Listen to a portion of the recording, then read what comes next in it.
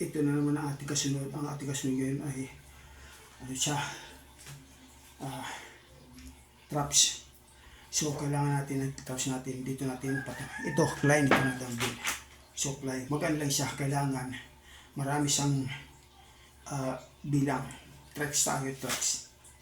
Dito tayo, ipakita sa inyo. Ito maganda siya. Yan.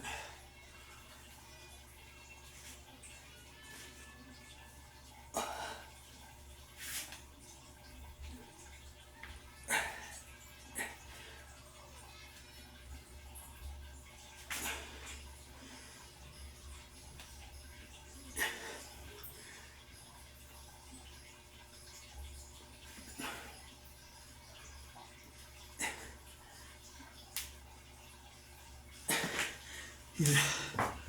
Siya traps yan. Ito yan. Dito. Kasi katatawasan natin mag-shoulder. Ito, traps tayo ngayon. Ito yung tuloy-tuloy natin. Traps ito. Upline. Medyo dito. Pero ang dumbbell natin, ginagamit natin na para make sila. So, talaga mga pang lang talaga. So, pinapakita ko lang sa inyo na yung ating program ngayon, traps na. Yung dito na yan. Para malagkaroon siya ng para maganda siya tingnan dito. Pag-all sumanag. Yan. So sana gusto nyo itong aking video na sana gusto nyo. Maraming salamat po. Bye bye.